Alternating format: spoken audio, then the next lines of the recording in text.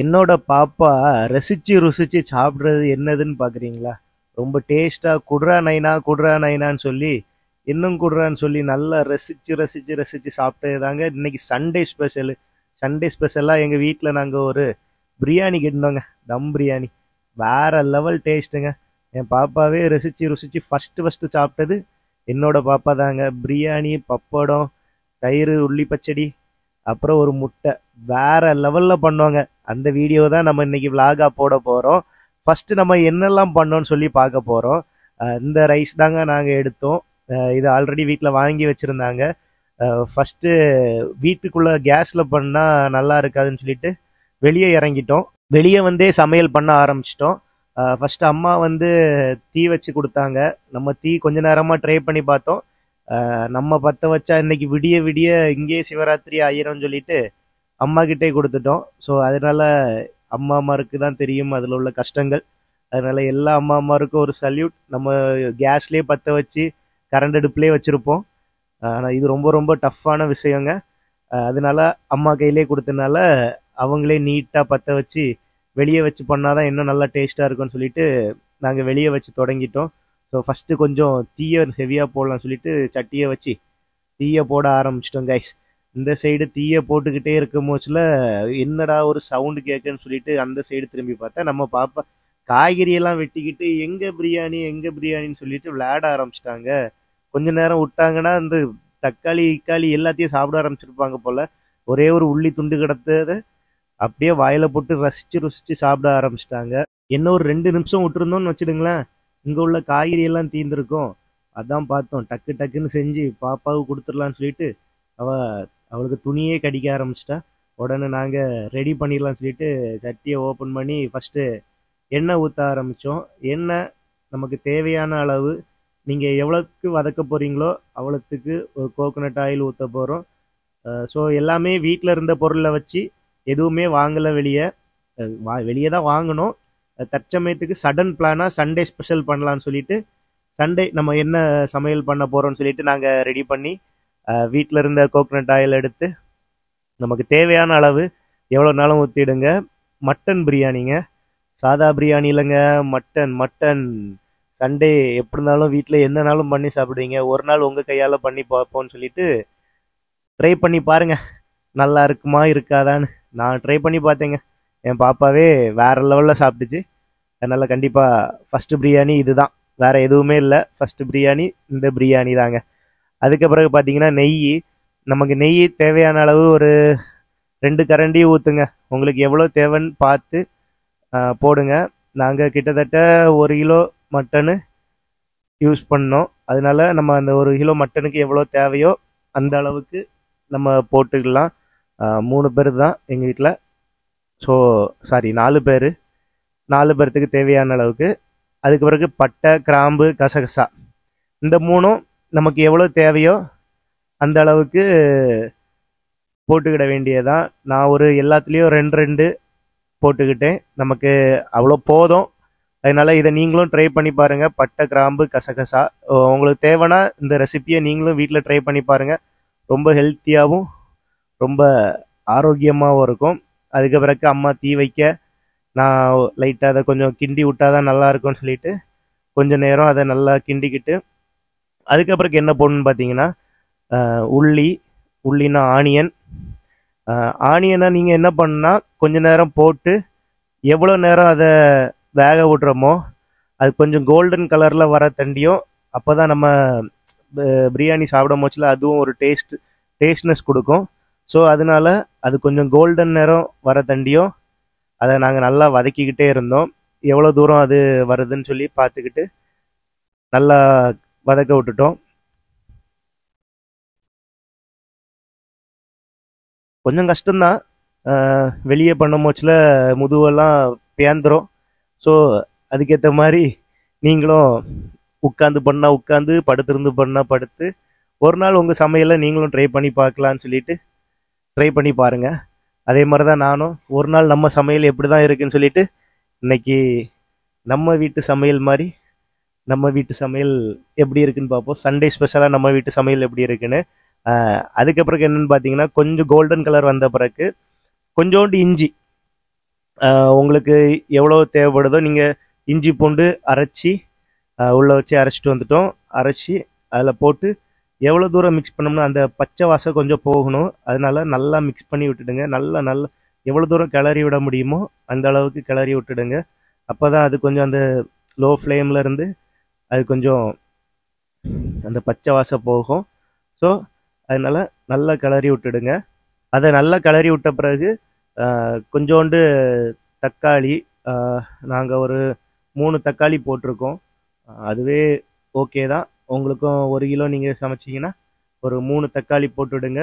3 தக்காளி போட்டு அதையும் நல்லா கிளறி விட்டுடுங்க. கிளறி விட்டு அதுவும் கொஞ்சம் அந்த பச்சை வாசம் போகுதாண்டியும் அதையும் கொஞ்சம் நல்லா கிளறி விட்டுடுங்க.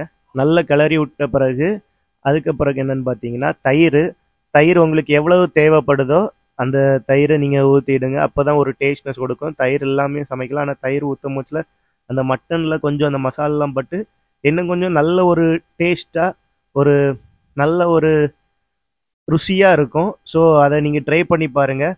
அதையும் அதே மாதிரி தாங்க நல்லா போட்டு நல்லா கிளறி விட்டுடுங்க. நான் கிளறும் போச்சில் உள்ளேருந்து பார்த்தீங்கன்னா ஒரு திடீர்னு ஒரு முடி, அந்த முடியை உடனே எடுத்து வெளியே போட்டுட்டேன். முடி ரொம்ப நல்லது தான், கண்ணுக்கு நல்லது. நீங்கள் தேவைன்னா போட்டு நீங்களே சாப்பிடுங்க. ரொம்ப டேஸ்ட்டாக இருக்கும். முடியையும் உள்ளே சேர்த்து மிக்ஸ் பண்ணி நல்லா சாப்பிடுங்க. ஆனால் எனக்கு கண்ணு நல்லா தெரிகிறதுனால நான் எடுத்து வெளியே போட்டுட்டேன். அதனால் இதையும் நீங்கள் ட்ரை பண்ணி பாருங்கள். அதுக்கு பிறகு பார்த்தீங்கன்னா பச்சை மிளகா ஒரு 3 பச்சை மிளகாயை நல்லா துண்டாக வெட்டி 2 துண்டாக வெட்டி அது கூட சேர்த்து மிக்ஸ் பண்ணி போட்டுட்டோம். அது மிக்ஸ் பண்ணி போட்டு அதுக்கு பிறகு கொஞ்சம் நேரம் விட்டுட்டு நமக்கு தேவையான அளவுக்கு உப்பு, ஃபஸ்ட்டே ஃபுல் உப்பும் போட்டுறாதீங்க.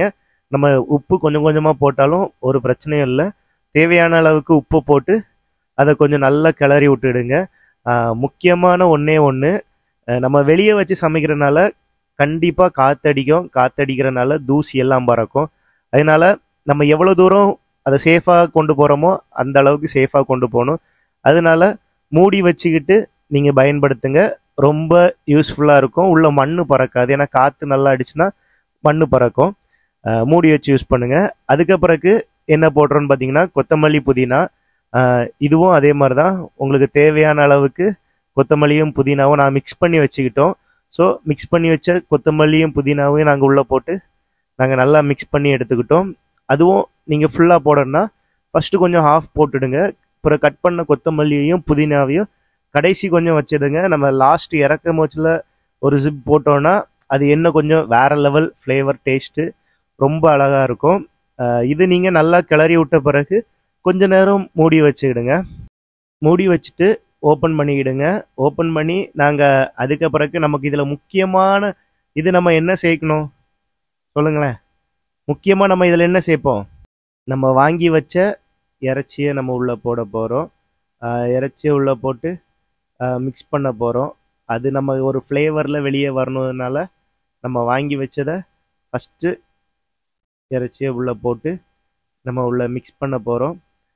மட்டன் பார்த்தீங்கன்னா 1 kg வாங்கியிருக்கோம். ஸோ அந்த 1 kg நாங்கள் அப்படியே தூவி விட்டு அது உள்ளே போட்டு அப்படி ஒரு ஃபஸ்ட்டு நீங்கள் அதை என்ன பண்ணால் ஒரு 3 தடவை நல்லா வாஷ் பண்ணிவிடுங்க. நீங்கள் வெளியே சமைச்சாலும் சரி உள்ளே சமைச்சாலும் சரி ஒரு நல்ல தண்ணியில் ஒரு 3 times 4 times வாஷ் பண்ணிவிடுங்க. ஹைஜீனிக் ரொம்ப இம்பார்ட்டன்ட். அதனால் நல்லா வாஷ் பண்ணிக்கிட்டு நாங்கள் உள்ளே போட்டுட்டோம். உள்ளே போட்டு ஆக்சுவலாக அந்த மசாலாலாம் நமக்கு உள்ளே பிடிக்கணுன்னால கொஞ்சம் அந்த மசாலாவை நல்லா மிக்ஸ் பண்ணி உள்ளே இருந்து எடுத்து விட்டுக்கிட்டோம். எந்த அளவுக்கு விடணுமோ அந்த அளவுக்கு நீங்கள் நல்லா கிளறி விட்டுடுங்க. ஏன்னா இந்த டைம் தான் நம்ம கிளறி விட முடியும். ரைஸ் போட்ட பிறகு அந்த அரிசியை உள்ளே போட்ட பிறகு ரெண்டாவது நம்ம கிளறி விட முடியாது. அதனால நம்ம எந்த அளவுக்கு கிளறி விடணுமோ கிளறி விட்டுக்கிட்டு அடுத்து நம்ம என்ன போடுறோம்னா தனியாத்தூள் போட போகிறோம். தனியாத்தூள் அப்படியே மிக்ஸ் பண்ணி ஃபுல்லாக எவ்வளோ போடணுமோ உங்களுக்கு தேவையான அளவுக்கு நீங்கள் போட்டுக்கிடுங்க. கரெக்டான அளவு போட்டிங்கன்னா அது கரெக்டான டேஸ்ட் இருக்கும். ஓவராக போட்டிங்கன்னா கொஞ்சம் ஒரு மாதிரி இருக்கும். கம்மியாக போட்டாலும் பிரச்சனை இல்லை. ஆனால் உங்களுக்கு தேவையான அளவுக்கு நீங்கள் அதில் போட்டுடுங்க. அது போட்ட பிறகு ரெண்டாவது உங்களுக்கு தேவையான அளவுக்கு வத்தல், காஷ்மீரி வத்தல் போட்டிங்கன்னா ரொம்ப டேஸ்ட்டாக இருக்கும், கலர்ஃபுல்லாகவும் இருக்கும். ஸோ நாங்கள் அதில் தான் ட்ரை பண்ணோம். நீங்களும் அதில் ட்ரை பண்ணி பாருங்கள். அதையும் போட்டுக்கிட்டு நல்லா மிக்ஸ் பண்ணிட்டோங்க. நமக்கு எவ்வளோ ஒரு தூரம் மிக்ஸ் பண்ணி அது ஃபுல்லாக அந்த மட்டன் ஃபுல்லாக நமக்கு போகிறது இருக்குதோ அந்த அளவுக்கு போகணும். இந்த சைடு பார்த்தோன்னா பாப்பாவுக்கு டேஸ்ட்டு போயிடுச்சு. யோ குடியாடாடி இங்கே வந்து பாரியா, நான் ஒத்தைக்கு தனியாக இருந்து அழுதுட்டு இருக்கேன், இங்கே வந்து எனக்கு குடுறான்னு சொல்லிட்டு தாத்தா கிட்ட ஒரே சண்டை. ஸோ அதனால நாங்கள் கொஞ்சம் ஃபாஸ்ட்டாக ரெடி பண்ண ஆரம்பிச்சிட்டோம். ஃபாஸ்ட்டாக ரெடி பண்ணாதான் பாப்பாவை சாப்பிட்றதுக்கு ரெடியாக இருக்கா. ஏ பார்த்துட்டு எனக்கு இல்லாமையா நீங்கள் சாப்பிட்றீங்கன்னு சொல்லிட்டு ரெடியாக இருக்கிறாங்க. அந்த டைமில் பார்த்து நமக்கு கொஞ்சம் தீயும் அணைஞ்சு போகிற மாதிரி ஆகிப்போச்சு. அதனால மறுபடியும் அம்மாவுக்கு கால் பண்ணி கூப்பிட்டு கொஞ்சம் தீயை மட்டும் வச்சுத்தாங்கன்னு சொல்லிக்கிட்டு அவங்களையும் கூப்பிட்டு அவங்கள வந்து நமக்கு தீயை வச்சு உதவுனாங்க. அதனால தான் இன்னைக்கு நேரத்துலேயே சாப்பிட ஆரம்பித்தோம். இல்லைன்னா கிட்டத்தட்ட 1 மணி 2 மணி 3 மணி ஆயிருக்கும். ஆனால் இன்னைக்கு சாப்பிட்டது 2 மணி தான். அப்போ பாருங்கள், தீ இல்லைன்னா 4 மணி 5 மணி ஆயிருக்கும். அதுக்கப்புறம் என்ன பார்த்தீங்கன்னா கொஞ்சம் ட்ரையாக இருந்துச்சு, ரொம்ப இதாயிருச்சு. அதனால நாங்கள் ஒரு 2 கப்பு தண்ணி எக்ஸ்ட்ரா ஊற்றிக்கிட்டோம். உங்களுக்கு தேவையான அளவுக்கு ஊற்றிடுங்க. ஃபஸ்ட்டே நிறைய ஊற்றி இது பண்ணிடாதீங்க. ஏன்னா தீ திடீர்னு நம்ம வெளியே வைக்கிறனால எப்போ எப்படி இருக்குன்னு தெரியாது. அதனால நாங்கள் ஒரு 2 கப்பு தண்ணியை எக்ஸ்ட்ரா ஊற்றினோம். அதுக்கு முன்னாடி தண்ணி ஊற்றலை, மட்டன் ஊற்றின பிறகு ஒரு 2 கப்பு தண்ணியை ஊற்றி நாங்கள் நல்லா மிக்ஸ் பண்ணிக்கிட்டோம். மிக்ஸ் பண்ணிக்கிட்டு மூடி வச்சிட்டோம். அதுக்கப்புறம் இந்த சைடு பார்த்தீங்கன்னா நம்ம தயிர் கூட்டுக்கு என்னென்ன தேவையோ அதை நாங்கள் ரெடி பண்ணிட்டோம். உள்ளி எல்லாத்தையும் வெட்டி தயிர் கூட்டு ரெடி பண்ணிடலாம், அதுக்குள்ளே மட்டன் கொஞ்சம் வெந்துடும்னு சொல்லிக்கிட்டு நாங்கள் தயிர் கூட்டுக்கு எல்லாமே ரெடி பண்ணிட்டோம். தயிர் கூட்டும் நமக்கு இருந்தால் தான் அது சாப்பிடும் போச்சில் ஒரு நல்ல ஒரு டேஸ்ட்டாக இருக்கும். இதுக்கு பெருசாக ஒன்றும் தேவைப்படாது. உள்ளி, மிளகாய், அப்புறம் கொஞ்சோண்டு புதினா, பிறகு முக்கியமானது தயிர். இந்த 3ஐயும் மிக்ஸ் பண்ணி நாங்கள் ஒரு 20 நிமிஷம் சமையல் முடிய தண்டியும் ஃப்ரிட்ஜில் வச்சுக்கிட்டோம். அது எடுத்து சாப்பிடும் போச்சில் இன்னும் கொஞ்சம் வேறு லெவல் டேஸ்ட்டாக இருக்கிறதுனால நாங்கள் ஒரு 2 பாக்கெட் தயிரை ஊற்றி ஜம்முன்னு மிக்ஸ் பண்ணி வச்சுட்டோம். அதுவும் ருசிச்சு சாப்பிட்றதுக்கு இதுதான் ரொம்ப ஹெல்ப்ஃபுல்லாக இருந்துச்சு. ஏன்னு நான் உங்களுக்கு சொல்கிறேன். ஏன்னா இது மட்டும் இல்லைன்னா நாங்கள் இன்றைக்கி அம்போவாக இருப்போம். அதில் ஒரு சின்ன மிஸ்டேக் ஆகி போச்சு. அதை ஏன்னு நான் கடைசி உங்களுக்கு சொல்கிறேன். அப்புறம் இதில் உப்பை போட்டு நல்லா மிக்ஸ் பண்ணிடுங்க. உங்களுக்கு தேவையான அளவுக்கு உப்பை போட்டு நல்லா கலகலகலன்னு மிக்ஸ் பண்ணி உங்கள் கையை வச்சு நம்ம வெளியே சமையல் பண்ணுறதுனால எந்த ஒரு இதுவுமே நம்ம உள்ளேருந்து எடுக்கலை. எல்லாமே கையினாலேயே செய்யப்பட்டது, அதே மாதிரி கையினாலே சமைக்கப்பட்டது. நல்லா மிக்ஸ் பண்ணி ஃப்ரிட்ஜுக்குள்ளே கொண்டு வச்சிட்டோம். ஃப்ரிட்ஜுக்குள்ளே வச்சாதான் அது ஒரு டேஸ்ட்டு கொடுக்கும்னு சொல்லிட்டு ஃப்ரிட்ஜுக்குள்ளே வச்சிட்டோம். ஃப்ரிட்ஜுக்குள்ளே வச்சுக்கிட்டு அடுத்தது நம்ம வச்ச மட்டனை போய் பார்த்தோன்னு நினச்சிட்டிங்கன்னா அது ஓரளவுக்கு மட்டன் வெந்துருச்சா இல்லையான்னு சொல்லிட்டு பார்க்குறதுக்கு நாங்கள் ஒரு ஆள் செஃப்பை கூப்பிட்ருந்தோம். ஏன்னா செஃப் தான் கரெக்டாக பார்ப்பாங்கன்னு சொல்லிட்டு உப்பு டேஸ்ட்டு பார்த்தோம். நல்லா இருந்து பாப்பா அப்படி பார்த்துட்டே இருந்தாடே, என்னடா எனக்கு தராமல் நீ மட்டும் தனியாக சாப்பிட்ற அப்படின்னு சொல்லி கரண்டியை கிட்ட கொண்டு போனால் அவள் எனக்கு கரண்டி ஓடி தாங்கன்னு சொல்லி பிடுங்க ஆரம்பிச்சிட்டா. அதனால அம்மா நீ இருமா, நான் மூடியே வச்சுறேன்னு சொல்லிட்டு உள்ளே மூடி வச்சிட்டோம். பாப்பாவுக்காண்டி மூடி வச்சோம். அதுக்கப்புறம் என்ன பார்த்தீங்கன்னா நம்ம சிக்கன் வெந்திருக்கா இல்லையான்னு பார்க்கணும். அதனால நாங்கள் கொஞ்சோண்டு ஒரு நல்ல ஒரு தரமான பீஸாக எடுக்கணும். சும்மா சின்ன பீஸ் எடுத்திங்கன்னா அது உங்களுக்கு தெரியாது. கொஞ்சம் பெரிய பீஸாக எடுத்து நாங்கள் டேஸ்ட் பார்க்க ஆரம்பித்தோம். டேஸ்ட் பார்க்கும் போச்சில் 2 பேர்த்துக்கும் ஓகேவாக தான் இருந்துச்சு. வெந்திருக்கா வேகலையான்னு பார்க்குறதுக்காண்டி நான் கொஞ்சம் சாப்பிட்டு பார்த்தேன். அதுக்கு அப்பாவும் கொஞ்சம் சாப்பிட்டு பார்த்தாங்க. ஓகே, ஓரளவு ஓகே தான் சொன்ன உடனே என்ன கொஞ்சம் வேகணும், பாப்பா முடியும் எனக்கு தராமல் என்னோட சாப்பிட்றீங்கன்னு சொல்லிட்டு தாத்தாவுக்கு வாயை பார்க்க ஆரம்பிச்சிட்டா. சரி ஓகே, இனி இதுக்கு பிறகு நம்ம மெயினாக போட வேண்டியதை போட்டுருன்னு சொல்லிட்டு பிரியாணியை ரெடி பண்ணுறதுக்கு நமக்கு ரைஸ் தேவை. அந்த ரைஸை நாங்கள் உள்ளே போட ஆரம்பிச்சிட்டோம். இனி நமக்கு கடைசி ஃபைனல் டச்சு தான்.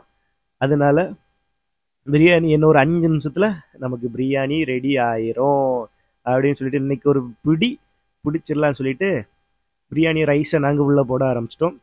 அது உள்ளே போட்டுக்கிட்டு அது கூட நாங்கள் என்ன போட்டோம்னா நமக்கு எவ்வளோத்துக்கு தேவையோ அந்த அளவுக்கு உப்பையும் கொஞ்சம் உள்ளே ஆட் பண்ணிவிடுங்க. ஏன்னா ஃபஸ்ட் நம்ம கொஞ்சம் உப்பு போட்டிருப்போம். ரைஸ் போடும் போச்சில் இன்னும் கொஞ்சம் உப்பு போட்டிங்கன்னா அதுவும் இன்னும் கொஞ்சம் நல்லா டேஸ்ட்டாக இருக்கும். அதனால கொஞ்சோண்டு உப்பையும் போட்டோம். உப்பு போட்ட பிறகு லைட்டாக கிளறி விட்டுடுங்க. அந்த ரைஸு கொஞ்சம் அந்த மசாலா கூட சேர்ந்து நல்லா மிக்ஸ் ஆகணும். அதனால நல்லா கிளறி விட்டுடுங்க. இன்னொன்று, நான் ரைஸை ஒரு 20 நிமிஷம் கிட்ட நல்லா ஊற வச்சுட்டு அதனால ரைஸ் நல்லா கொஞ்சம் இப்போ தரமான நிலைமைக்கு வந்துருச்சு. நம்ம நார்மல் ரைஸோடி பிரியாணி ரைஸ் தண்ணியிலே கொஞ்சம் வெந்துற மாதிரி இருக்கும். அதனால அந்த ரைஸ் உடஞ்சிடக்கூடாது. அதனால பார்த்து பொறுமையாக நிதானமாக நம்ம அந்த ரைஸை எடுக்கணும். அதனால நாங்கள் மெதுவாக சைடோடி போட்டு அந்த இதை கிண்டி எடுத்தோம். இதை கிண்டி வச்சுக்கிட்டு மூடி வச்சிட்டோம். ஏன்னா சொன்ன மாதிரி தான் டஸ்ட் எதுவும் பறந்துடக்கூடாதுன்னு சொல்லிட்டு மூடி வச்சிட்டோம். மூடி வச்சுட்டு ஒரு 20 நிமிஷம் கழித்து நாங்கள் ஓப்பன் பண்ணியிருப்போம். அது வேற லெவலில் வந்து செம்மையாக இருந்துச்சுங்க. அந்த பிரியாணி பார்க்கும் போச்சுலே வாவ் ரெடி ஆயிருச்சா, இனி எடுத்து ஒரு பிடி பிடிச்சிடலான்னு சொல்லிக்கிட்டு நம்ம மைண்டுக்கு விழுந்துருச்சு.